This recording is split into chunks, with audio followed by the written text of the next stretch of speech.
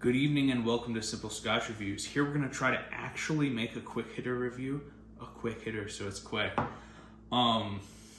So for Simple Scotch Reviews today, we're leaving Scotland. We have a Canadian Rye whiskey, Pendleton 1910 Canadian Rye whiskey. It is bottled at 40% ABV. It's a Canadian Rye, and it is aged 12 years. So we do have an age statement on that one.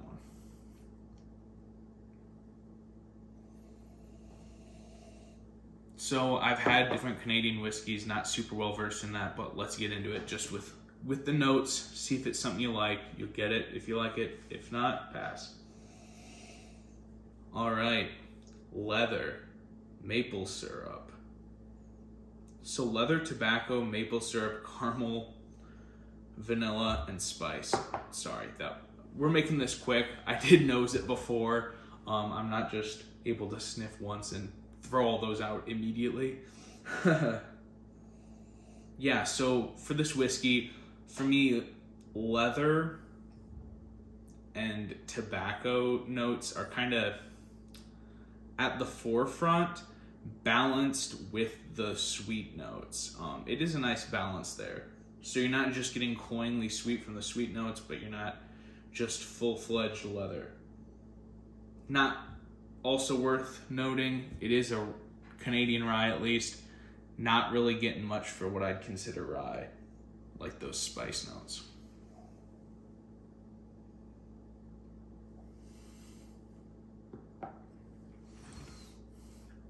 Palate exactly what you'd expect from the nose. Honestly, it turns up the maple definitely a notch. Leather, maple, caramel, vanilla. And then the rye, potentially, the baking spice shows itself, a faint hint of it at the back end of the palate into the finish. And the finish does linger. It's kind of a light, you still have a little of the sweetness, a light sweetness with that very faint hint of baking spice is what your finish is. At least I get.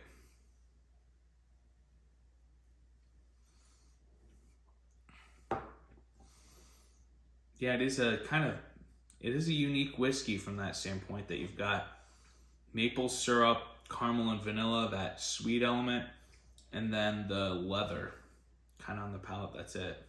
Spice shows up late, but it's very faint again. So it's kind of just that balancing act of that leathery note and the sweetness. But if you're just if you're just a regular Crown drinker, like if you're like, I like Crown, that's my go-to, it's my staple. Not even just Crown. I want those who drink Crown to view this as an endorsement to try, but I don't want those who dislike Crown to use this as well, I never need to get that. Just go off the notes. Like I said, if leathery, maple syrup, caramel, vanilla sounds interesting to you, also no one's going to find this too high proof for them at 40%. And I know that may seem obvious, but there are definitely some 40%ers that taste hot because there's not much flavor, and so you taste a lot of the alcohol still. But yeah, this is not gonna, I would be shocked if anyone were like, ooh, this is high proof.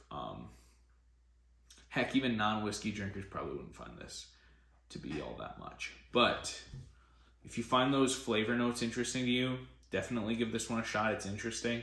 Otherwise, if it doesn't sound appealing, skip it, go on to the next.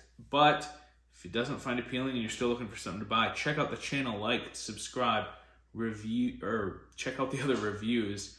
I mean, you could review in the comment if you want, but yeah, check out the other reviews, find something else that you may like. I know I started this, we can't get long-winded here like I said I wouldn't. I started this to help people because I knew when I got whiskey at the store, there'd be, it's like, there's so many options. Where do I start when you start your whiskey journey? So hopefully this is helpful. I'm not going to drag out this quick hitter, if we can still call it that. I don't know how much time we're at, but if it's still a quick hitter, hopefully you enjoyed the quick hitter. Like, subscribe. You can stay up to date with the channel, find other reviews on the channel, and enjoy your whiskey. Thanks for watching.